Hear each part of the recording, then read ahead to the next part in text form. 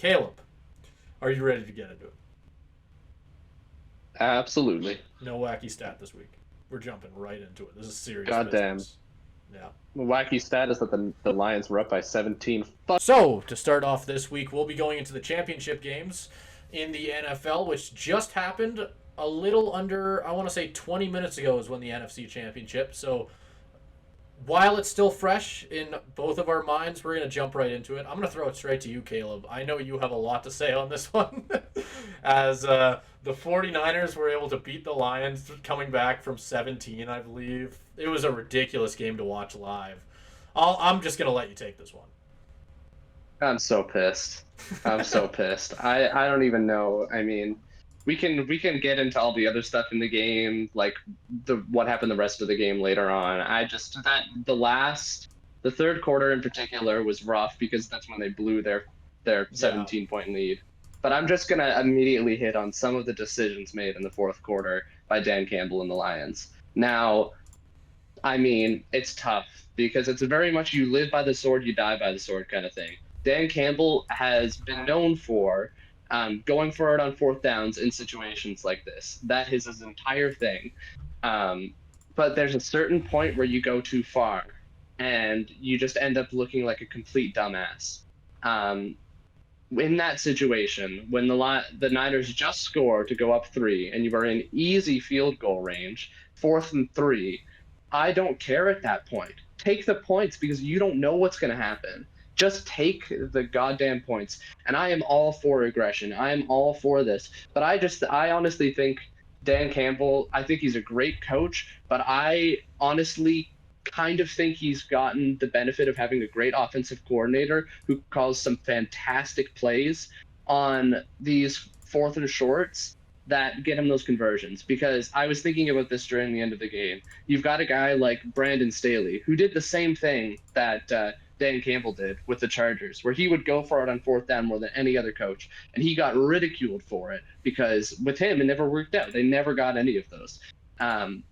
And he was fired, I mean, for multiple reasons, but that was a huge one. That was a big reason why people hated Brandon Staley. And I'm not saying Dan Campbell's the same thing, but it's almost like it's just a thing about perception, where it's like one of the memes where it's like, it's like, oh, I go on fourth down, but I do it because of grit. Oh, yeah, that's great. Oh, I go for fourth down and I do it because of analytics. Ew, no, you should be fired.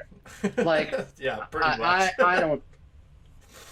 I think we need to start having that conversation about Dan Campbell, and I think Dan Campbell needs to just start playing a little bit more situationally because that lost them the game. And then I mean, I didn't fully lose them the game because then the other stupid ass decision I'm mad about. This one is even worse because at least with the fourth down call, you can kind of say, well, if they got it, then you go up a touchdown and the Lions probably would have won. Sure. This other call, when it's 3rd and goal, you have all 3 of your timeouts and there's a little bit over a minute left. Why on God's green earth would you run the ball? Why? Yeah. If you drop back and throw a pass and it's incomplete, boo-hoo, fine. You're going to go for it on fourth down anyways, which they did, and they got it. You would have saved you would have saved that timeout because when you kick it back to the Niners, you're going to need all 3 of those timeouts to stop them from running the ball. And it's like, if you have all 3 of those timeouts, you have a chance. That's your only chance. Onside kicks in the NFL do not work anymore. They are a dead play. Ever since the NFL has put in all the bullshit player safety stuff around, I mean, that's not bullshit. I'm just pissed. But like ever since they put in all that stuff around onside kicks, you cannot convert onside kicks anymore. What happened in the NFC Championship game, Seattle versus Green Bay, where Seattle got an onside kick, that will never happen again. That will never happen again. Because in those moments where teams know that you're going to do an onside kick, they are it's the Niners. Any team is good enough to be in the championship game. They're going to be prepared for that shit. I think the worst part about that as well was how close they had it. I think afterwards they ended up saying that he would, even if I don't remember what Lions player it was, but there was a Lions player who dived for it and like just jumped right out of his hands, and you could just watch it. I felt like I was watching a car Yeah, but crash. But like, and then they it would have been penalty anyways because it has yeah. to go 10 yards. Exactly. Yeah. No, that's what I was about to say. Immediately, the party poopers in the broadcast booth that night, or that night, decided to let us all know that it wouldn't have mattered. But God, I can't. Like, it's crazy to think that if it was 10 yards, they would have been that close. And that's the tough thing with those onside kicks, right? Where it's just you're really weighing, like, you're putting your entire season on like a 5% chance or whatever it is. I know it's low. It's not even. Is it It's not even. It's lower than I 5% believe it, chance. yeah. I think the broadcast said it was 4 because Yeah. it's like you're not going to get that. I think it's the stupidest rule in football. I think it makes football games less exciting because the only way that football games are exciting in the end, and when it gets this way, it is very exciting, is when the team that's down gets the ball with a chance to win. That is what makes football exciting. And that almost never happens in today's NFL because it always comes down to either an onside kick or you kick it back to the other team and then you have 3 timeouts and you have to stop them 3 times and then get the ball back right away so you don't lose any time.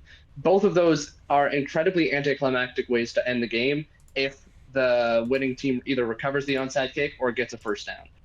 It's stupid. Onside kick rule is stupid.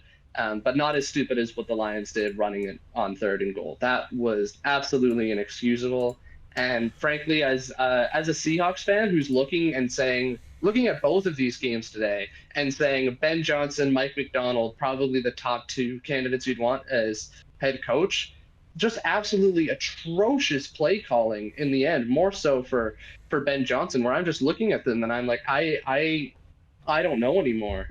Because that is inexcusable. I don't care how good of a game you called all day. If you run the ball on 3rd and goal, you are a terrible coordinator because that's when it matters. And what I was even thinking while watching is I feel like this guy calls plays the same way I do in Madden, where it's like these games take 5 minutes to take or play. It's 4th and 10. I'll go for it. And I mean, it's all fun and games in there, but this is the NFC Championship, right? And like you mentioned, it's just. In situations like this, sometimes you just have to, no matter what you're known for or whatever Dan Campbell's known for, sometimes you got to take those points. Because especially today, I don't know, you know what I'm going to try and do? I'm going to see if I can find a 4th down stats because I'm curious. I know they went for it at least 3 or 4 times. I want to know exactly how many of those they got. I think they got at least one of them. I know. But that's what I mean. You're going 1 for 4 then. Right? I don't think they went 1 for 4. I don't know how many they got because the thing is, when you get them, then there's no conversation, and I think that would be coaches like Dan Campbell's point is that when you go for them and you get it, there's no conversation and there's no backlash. It's when you don't get it. But I just think in this situation you have to weigh out the pros and cons of it. Because if Detroit kicks that field goal, they're still in it, and they go down and tie it with a touchdown. It's as simple as that. I don't know. I'm less mad about that than I am the running it on 3rd and goal. But I mean, they never should have been in that situation to start with. They had the 17 They ended up going 1 for 3. Yeah, that makes sense. That checks out. Yeah. Both of those decisions were questionable. Yeah, and that's what I mean, right? Like, it's just, I'm not against going for it on 4th down. I actually think it's rather smart, especially when you have the type of offense that the Lions have had all year where you can trust Jared Goff in that spot to throw it. You have a couple good running backs on the roster you're not afraid to give the ball to in those short spots. But, I mean, like you mentioned, their play calling just was questionable. It wasn't exactly the smartest plays. There was an RPO on 3rd down towards the end of the game that I thought was rather dumb because I don't remember exactly who they threw it to on that one, but I remember watching and just going like, it's the same issue I've had with a lot of offenses where they throw the ball but way behind the line of scrimmage and then just expect their wide receiver to run through 3 linebackers. Yeah. And it's never made sense to me. And I think that goes in line. Something that Greg Olson was talking about on the broadcast was that's very intentional because they're doing that on 3rd down and saying, we're going to pick up this on 4th down, which is such a big stretch. It's such a big stretch. And I mean, it works sometimes, and it worked for them. It worked for them late in the first half where you have a 3rd and 12 and you run the ball because you want to say, I'm going to go for it on 4th down, and they just pick it up anyways. It worked for them on third and 18.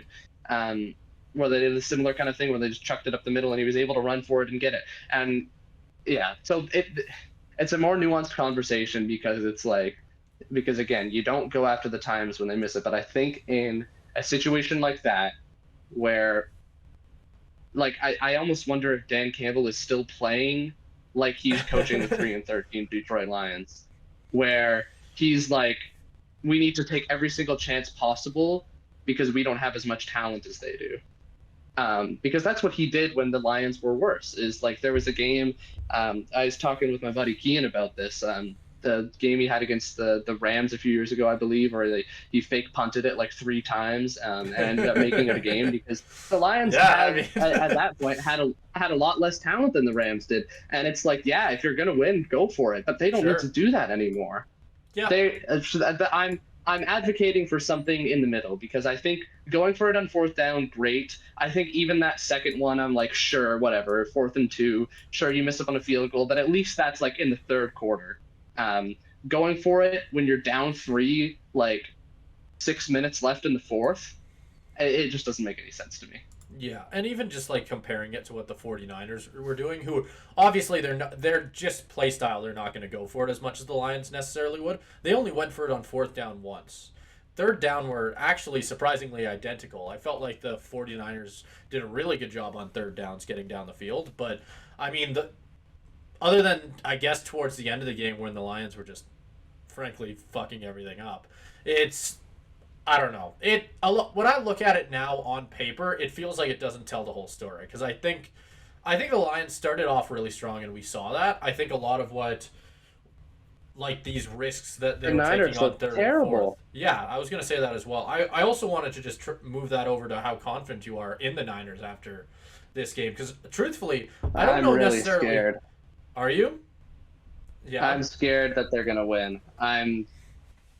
I not to jump ahead too much, but sure, I hate this Super Bowl matchup. This is, as a Seahawks fan, like this is just the worst. You know what this reminds me of? This reminds me a lot of and I mean Patrick Mahomes is in it, so maybe that's why. But Patrick Mahomes Bucs Super Bowl, where Patrick Mahomes got bullied the entire time because his O-line couldn't do shit, and he couldn't find anyone downfield, and he just kept running out of time in the pocket.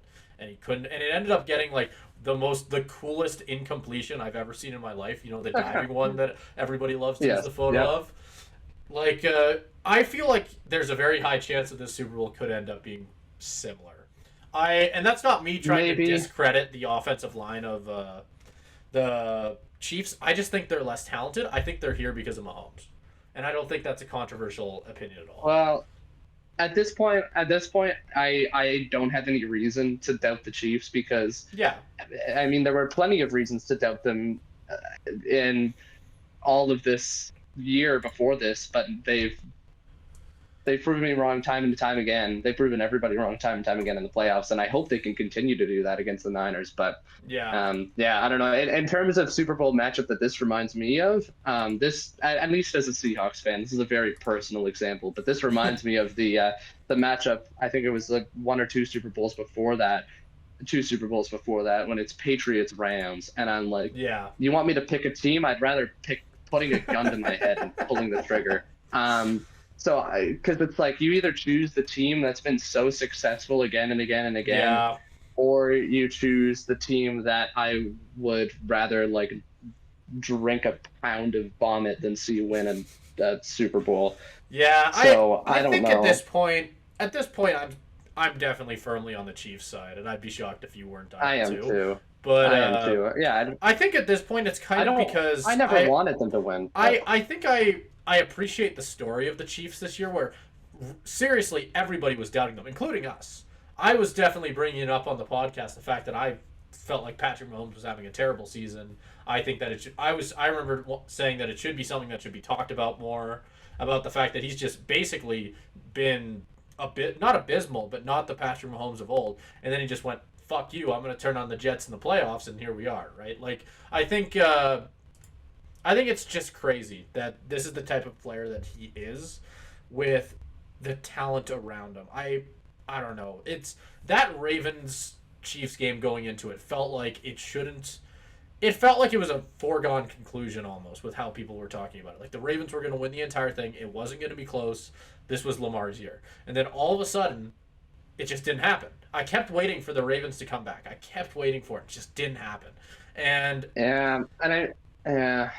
well, I mean, they did come back. That's the frustrating thing. Yeah, no, but they had a comeback. Yeah, but they didn't finish the job. I kept waiting. Like that pick at the end just felt like a punch in the gut at the end of all of it. Yeah, it's the pick at the end, but I think even the bigger one was the Zay Flowers combination of the taunting penalty, which is stupid as all hell, that backed them up, and then the punch out at the goal line, like Cam Chancellor style. Yeah, that was wild. Because they went on basically 2 scoring drives. They got the ball into the end zone both times. It just ended up in the hands of the wrong team. Because the Chiefs offense did completely stall in the second half. They didn't score.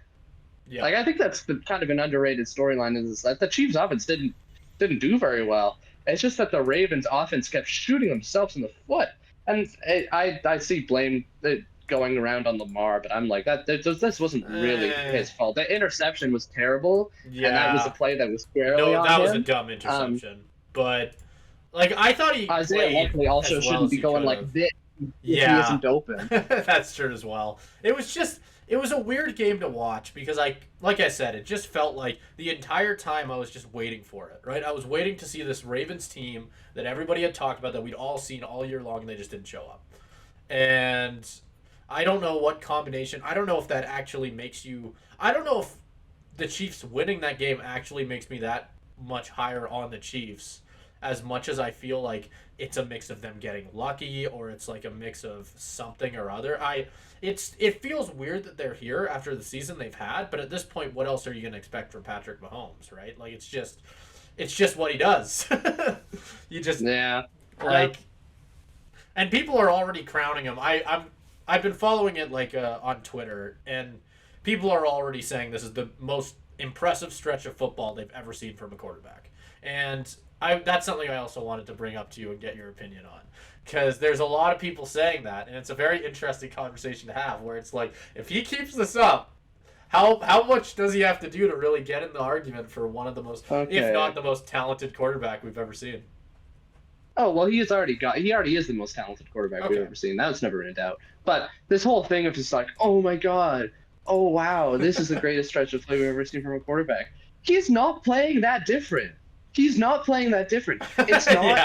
It's not that. I need to push back on something you said a little bit. I'd push back on something you said a little bit earlier, where you're like, Mahomes was bad. Mahomes was abysmal. Whatever. I didn't say.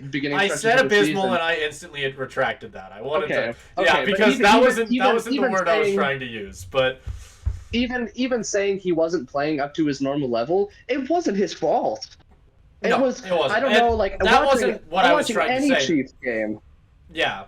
Watching any Chiefs game, it's like Marquez Valdez-Scantling against the Eagles, drops the ball. You watch Kadarius Toney, week 1 against the Lions. If Mahomes' receivers, Kadarius Toney lining up side against the Bills. Mahomes made those plays, and he's been playing the same level. It's just that he had such an this is where I use the word abysmal supporting cast around him, that it's like you could put, I don't know, Tom Brady combined with Mahomes, combined with peak Aaron Rodgers, combined with Joe Montana back there. And if you can hit the guys in the chest as many times as you can, and if they drop the ball, there's nothing you can do as a quarterback back there. I don't care. So this run is from Mahomes doesn't like it doesn't surprise me on a Mahomes level. So if people are like, oh wow, Mahomes, like this is such a surprise for Mahomes, it's not Mahomes. It's just like so surprising that all of the Chiefs receivers and all of the talent around them got their stuff together. Even Travis Kelce, that first touchdown against the Ravens, when he's being covered by Kyle Hamilton, one of the best young safeties in the league, makes this incredible catch falling backwards. Travis Kelce was not doing that the rest of the season. He was jumping up and had it square in his hands, and he dropped the fucking ball. This isn't the same Chiefs offense, and I don't Mahomes has played basically the exact same the entire season. It's just that somehow, I don't know what drugs Andy Reid gave them in like the Week 18 game where they sat all their starters. Maybe the cold in Kansas City when they played against the Dolphins, just to like, I don't know, reworked them or whatever. But like it's the Chiefs supporting cast that is the story here, and it's not getting talked about nearly enough. And you can give credit to Mahomes all you want; he's playing well, but he's played well this whole season. He hasn't played bad. It's just that he hasn't had the cast around him, and now for some reason, this cast is finally stepping up, and we see that oh wow, he actually is playing good. Especially that last play of the game against the Ravens, Marquez Valdez-Scantling, pretty much the exact same play he had against the Eagles, but he catches it this time. That's the difference. That's why this Chiefs team is good. But I don't know how sustainable it is, and that scares me. Yeah, I mean, it's just that's kind of what I meant by that, where it's like I don't know really how much that win made me more or less. It definitely didn't make me less confident in them, but it didn't really make me feel any better, I don't think. It was just just kind of happened, and now we're just living in it, right? Like, and it's the outcome nobody expected, and now we potentially could see another Super Bowl where not to like shout out where my opinion on it is, but it could be another Super Bowl where we could potentially see Patrick Mahomes lose pretty badly again. And it would be a second Super Bowl where it just wasn't close for him. And I wonder, after all the conversations that have been just going around after this game, like I wonder, I just like looked up Patrick Mahomes' name on Twitter, and I'm seeing like comparisons to Tom Brady, comparisons to like a whole like multitude of different things, and it's just it is a wild thing to just live through right now. Yeah. I almost wonder what the general public, because we're still in the immediate aftermath. I haven't really looked too much to see what the conversation is around this matchup, because honestly, I've just been in a rage about the Lions losing for the last 30 minutes. But I haven't seen the general conversation around what this game's going to be yet, and I'd honestly be curious. I almost would want the Niners to be favored, because it does seem that there's something about this Chiefs team, and Mahomes especially, that being underdogs for the first time ever has kind of lit a fire under them, and I almost wonder if that's the difference. Because I mean, I know Mahomes, playing on Mahomes hasn't played on the road. Mahomes hasn't played on the road. Like, I know that gets under his skin, and that was a motivator for him. So I almost wonder if being underdogs would be helpful here. But I don't know. I think we were gonna do a Super Bowl preview a little bit later down the line, so I'll hold my thoughts and I'll have some time to reflect on what this matchup actually will entail. But I mean, I think it'll be a good game. I think it'll be close, but it is the worst Super Bowl matchup I could have possibly dreamed of. So that's fun. No, this is exactly what I don't think anybody wanted. Other than, I guess, well, even you could make the argument. I mean, the only happy people you got to think are 49ers fans, right? Because they don't have to take on the Ravens. Like, I feel like that's the one upside here, where it's just like you're avoiding the Ravens. I think after watching them lose that game, you got to think everybody in that 49ers locker room just like went, oh, thank God. Like, you almost dodged a bullet a little bit, right? Where it's just, I don't know. That's my opinion on it. I don't think, you said you think it'll be close. I hope you're right. I feel like there's a good chance it won't be. I think that looking at the two teams, I mean, Patrick Mahomes is going to Patrick Mahomes, obviously, but if he gets stalled or if he can't get going or something happens, it's going to be ugly. I do think this Chiefs defense is fantastic, though, because I think for do you think it's better than the Ravens defense? Good. Yes. Oh, okay. And I think I wouldn't have said that before, but after this game, because the Chiefs' offense, while good in this game, wasn't what won them the game. It's that they held Lamar Jackson to 7 points, basically, for most of the game. And they played spectacularly, and I do think, as good as this Niners team is, they've now almost probably should have been eliminated in the playoffs twice in a row. They probably should have lost the game to Green Bay. They probably should have lost the game to Detroit. And it does, to give credit to the Niners, which makes me want to, slam my head against the table. But to give credit to the Niners, this kind of shows that they've been in the playoffs before. Like, these situations don't matter. They're an experienced team. And I think it should speak to how incredible Brock Purdy has been. I think people have been talking the whole conversation all day. When I look anywhere, has been Patrick Mahomes. I think people have to start talking about what Purdy's been able to do in his 2 years in the NFL, because it's been. I think that story is almost more impressive to me at this point. Just what he's accomplished. It's an incredible feat. The fact that he went from undrafted, won the starting job because of injuries, went all the way to the championship, got hurt, got to the same spot next year, and then won it. Like, that's insane. Yeah, it is very impressive, and I think it's probably a good indicator of how impressive it is that I'm really starting to hate the little prick. As a Seahawks fan, I want to see him get his head smoked clean off. I was gonna say, I actually like him. I hate him now. I know that's heresy, but like he seems like a very likable dude. I know. I didn't mind him. I thought the story. Good. I didn't mind him because I thought the story was good, and that sentiment kind of lasted. And now I'm just at the point where I'm like, okay, it's enough. He needs to retire. He needs to get forcibly retired by somebody. I'm pissed. Has it been 20 years yet? My salty Seahawks fan is coming out.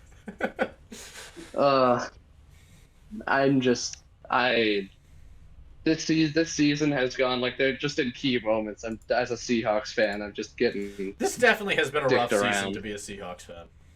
That's for sure. Oh, it has not been a good one. Man, take me back to like week 2 when we beat the Lions in overtime. I think that's when my excitement for this team peaked, and it's been all crashing downhill from there.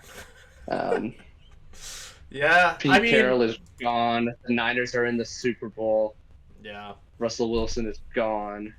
Do you? I guess my follow-up question here would probably be to end things off. You mentioned earlier on you mentioned like Ben Johnson and I'm forgetting the name of the defensive coordinator for the Ravens. Those are two guys who are potentially Mike McDonald. Yeah. Those are two people who have been linked to the Seahawks coaching job, right? After what you saw today, do you still want them to coach for the Seahawks, or do you want to go with what people are probably calling the safer pick of Dan Quinn?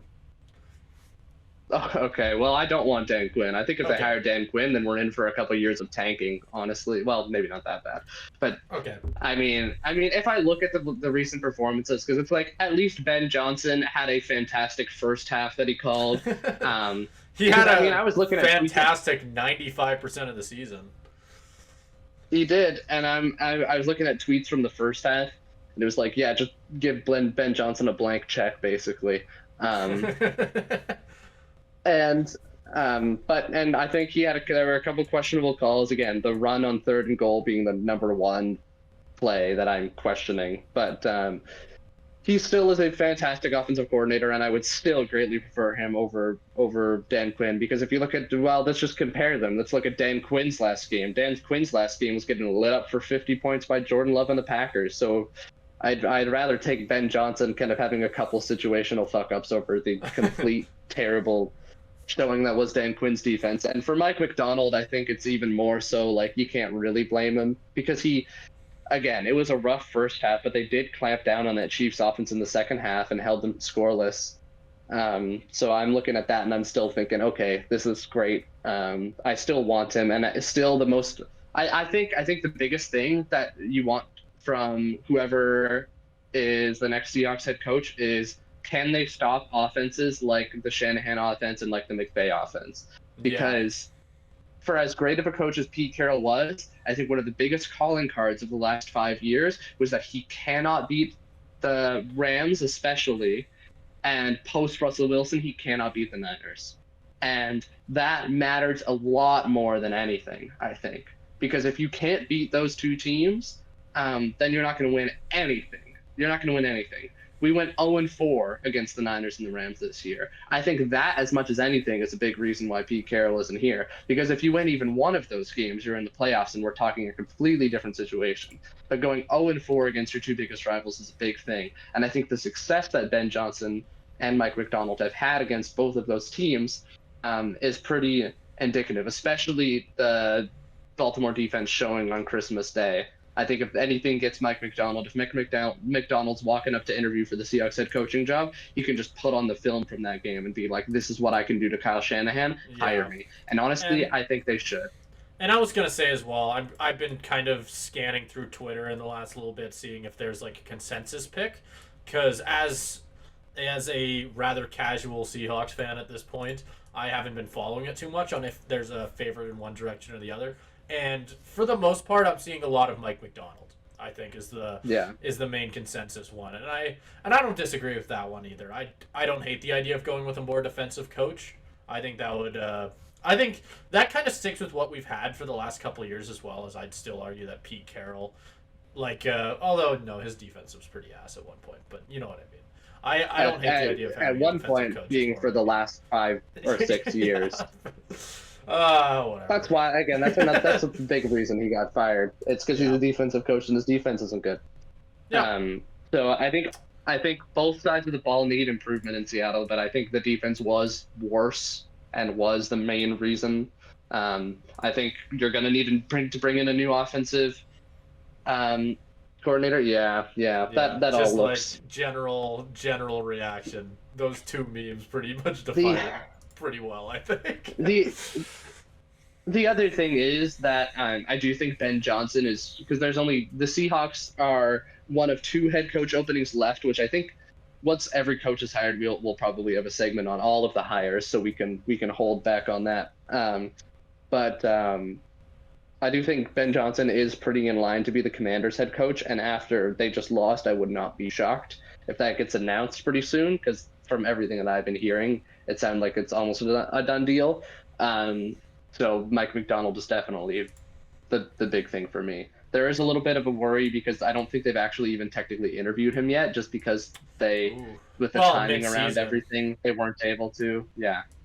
Other teams were able to get him in, but because the Seahawks let go of Pete Carroll later, they weren't able to get him in on time, I think, was the essential situation. But if they can bring him in, get an interview in, hopefully everything checks out, I think he should be the pick, because otherwise the choices after that are kind of slim. So I just think for some reason I kept hearing that people wanted Dan Quinn, and I felt like I was the one odd person out because I'm not a fan of that pick for a lot of pretty obvious reasons. But now going through it, I think it's kind of swapped, which is I'm happy to see because that's where I'd go as well. I think I don't think it would be smart to bring in the guy who, honestly, despite having a fairly good defense with the Cowboys, I don't know. I've never really thought he was anything too incredible as a head coach. I don't know. That's my opinion. Mm-hmm.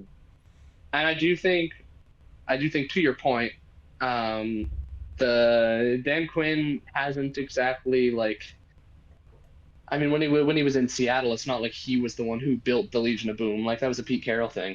And I think if you want to get away from Pete Carroll football, which they did because they fired Pete Carroll, why would you hire his former defensive coordinator? That doesn't make sense to me, because that feels like a very lateral move in terms of going from Pete Carroll to a Pete Carroll disciple. I'm okay.